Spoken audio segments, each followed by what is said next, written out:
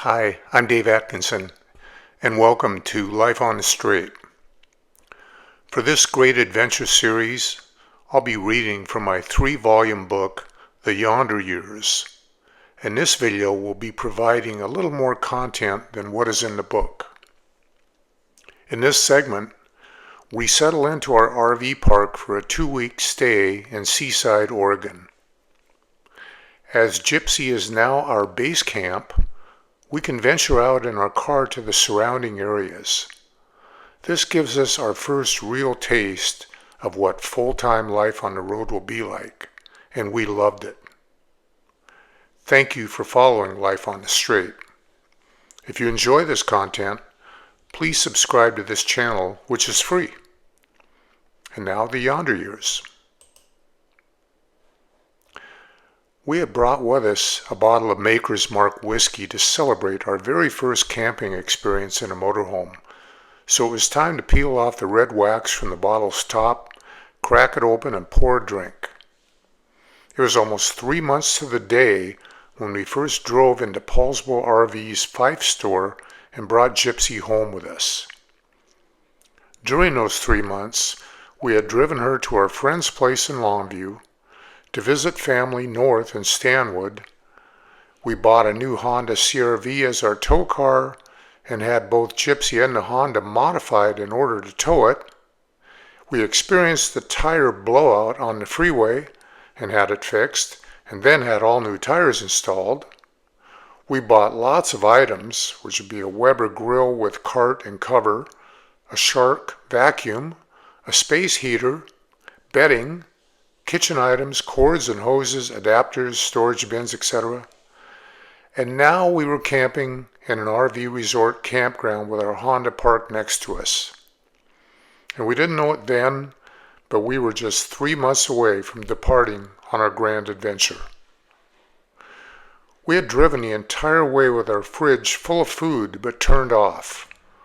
We wouldn't learn until later that you can keep the fridge cool while underway using propane. I think it was some Google research that returned some mixed results. Some people never use propane to keep their fridge cold while underway, while others did.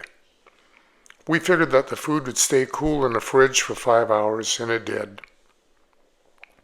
Now that we were connected to shore power, we turned on the fridge, the water heater, and the little radiator-style space heater that we had purchased earlier, and we set the time on the microwave to keep the clock from flashing. We probably fired up the propane furnace to bring the temperature up to a cozy setting, and once there, we could turn it off and just use the space heater to maintain the heat. Our cat Buzzie seemed to be enjoying himself. We squeezed his litter box on the floor next to Amy's side of the bed, which had more room than my side of the bed. It had a lid on it, and it was a tight squeeze when I cleaned it each day, but it was a doable solution. We also placed his food and water dishes in a corner of the bedroom. He roamed the inside of the coach, looking out the windows and getting used to all the seating and the bed. Seaside RV Resort is divided into 2 distinct camping areas, the north side and the south side, and they were about 1/3 of a mile apart from each other. We were in the south side, which had fewer amenities than the north side. According to the site map, our side had a clubhouse for gatherings, watching a big screen TV, checking out books, playing pool, a building that housed bathrooms, showers, and a laundry area, a kids' playground, a dog walking area, and a place to dump your trash. The north side had all of that and more. More showers and bathrooms, a larger clubhouse, an indoor swimming pool, a horseshoe area, basketball, tennis and pickleball courts, a fire pit area, a sports field, a propane fill-up station, and more. It also had 50-amp campsites for the larger or more modern RVs, where the south side was all 30-amp sites. The north side also had several sites with small cabins and cottages on them, so you could just drive there in your car and have a place to stay. They also had several tent sites, plus short-term storage lockers and a lot for RV storage. Both clubhouses also broadcast a Wi-Fi signal for internet access, but your campsite needed to be fairly close to each clubhouse in order for it to work well. I believe that we stayed in our coach after we arrived and were all settled in. I made dinner and we tried to get the TV antenna to pick up a signal. The antenna had a crank on the ceiling that raised it up from its flat, stored-away position on the roof, and once it was upright, a ceiling-mounted large ring let me rotate the antenna until a station came in, if one came in at all. The next day we drove north to Warrington, where there are many stores to choose from, including a huge actually, Fred Meyer. We bought some groceries and a few other items for Gypsy, and we also bought a new mattress pad and a roll of foam material for our bed. I'm almost 6'4", and during the night my feet were hanging out of the end of the bed, which is not good. Our solution was to move the mattress down towards the door, and then to roll up the foam material and secure it so it would act as sort of a mattress extension. The new, longer mattress pad would hold it all together. So that's where our pillows would sit now, over the foam roll that was beneath the mattress pad. It extended our mattress by roughly a foot and kept my feet warm going forward. When we returned to our campsite, I wanted to wash our car and coach since the wet journey yesterday covered them with mud and dirt. I could do it as long as I paid a $3 washing fee. They issued me a card that I placed inside the coach on the front windshield. At the time, I thought it was a crock of you-know-what, but during our 2-year adventure, we found out that RV resorts that allow you to wash your rig were few and far between. Whenever you end up in one, you learn to take advantage of it and break out the ladder, the washing mitt on a stick, bucket of soapy water, rags, and a hose. I should note that pretty much all RV resorts will let you wash your windshield. Sometimes the bugs are just thick, and it's always nice to begin the next day of your trip with a clean windshield to look out of. In the late afternoon of our second day in Seaside, we went for a walk to check out the amenities of the resort. The clubhouse and laundry, shower, bathroom building were all nice, nothing extravagant, but not dumpy either. The laundry area had a long row of washers and dryers, plus a change machine, plenty of chairs and tables for people whose laundry was spinning away, plus a few books and magazines, and I believe a TV. We walked over to the north side, and their clubhouse was larger and had an attached indoor pool, which was not available, probably because it was February. What caught our eyes were several motorhomes all burrowed in for a long stay. They had skirting to keep the wind from blowing through the space below the cabin, and some had heavy yard furniture, potted plants, and the like around their site. We asked one of the resort employees about them and found out that Thousand Trails would sell certain spaces so that members could use them year-round. In any case, this was our first exposure to the fact that some folks live permanently in their RVs. We would see during our travels that this whole notion of living in an RV was either people who wanted the freedom to move about or people who were sometimes one step up from being homeless. Now that we had our base of operation in Seaside, we headed out to see some of the sights. We traveled to the wonderful Camp 18 restaurant and logging museum, which was about 30 miles away. It's a monstrous log structure hosting a fairly decent family-style restaurant serving huge portions, with a logging museum adjacent to the parking lot.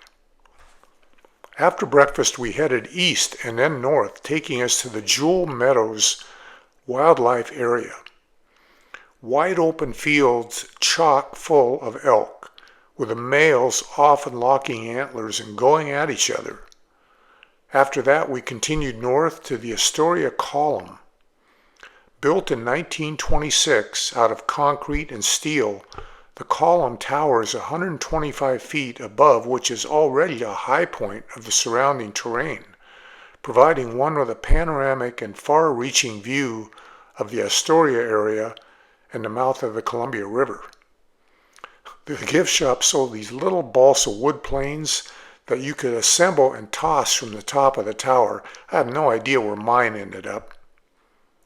Then it was into the heart of Astoria as we visited the very impressive Columbia River Maritime Museum.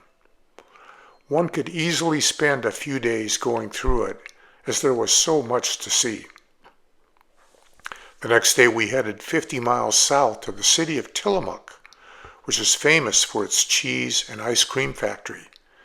They really know how to cater to the public, with a tour of the factory, historical displays, plenty of cheese samples to try, an ice cream parlor, and a large gift shop. Afterwards, we headed over to the Tillamook Air Museum. Housed in a massive World War II-era blimp hangar, the museum is another place where you could spend several days checking out all the aircraft and historical items on display. We spent the next day walking the streets of downtown Seaside, buying coffee and later items from a large candy store. We headed out to the beach in front of the promenade, walking a few miles from one end to the other. It was a beautiful afternoon, with mostly blue skies and some high, hazy clouds. Later that day, we purchased a small portable DVD player at a local drugstore, and we rented a movie from a Redbox machine. We could now watch a rental movie on Gypsy's TV. I'm sure that we slept like a couple of logs that evening. The following morning had us heading north in a Honda to Warrington again to pick up a few items for Gypsy at the Fred Meyer's store, along with some groceries and a few toys for Buzzie to keep him occupied. We continued north across the Astoria Bridge towards Long Beach, Washington.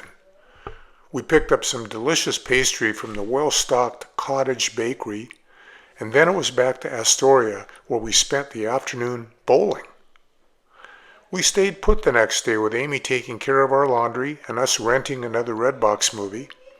The following morning we headed into Seaside to go out onto the beach again. This time we brought Buzzie along with us, in his carrier and with a collar and leash to make sure that he didn't run off.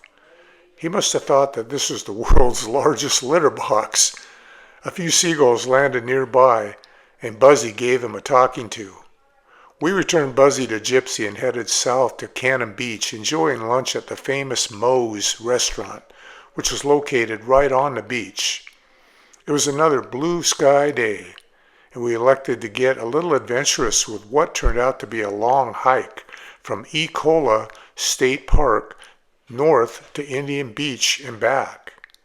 As the crow flies, it clocks in around 2.5 miles, but the terrain was hilly and at times very challenging.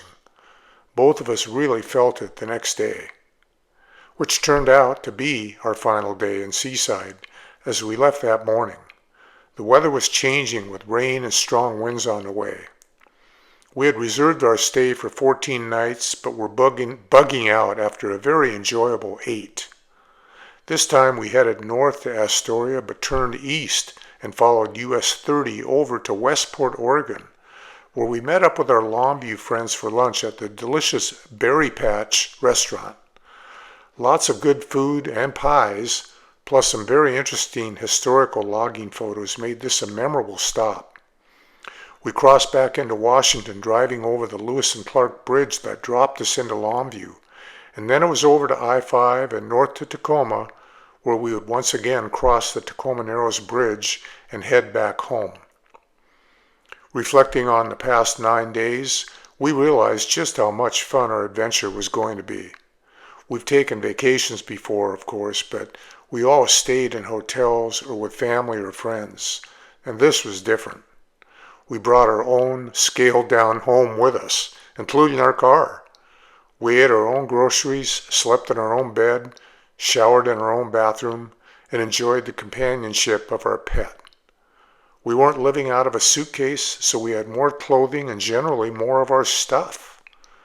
We brought our new Weber Q1200 grill with us, with its fold-up cart and vinyl cover, along with a 5-gallon propane bottle, and it worked great. What fun!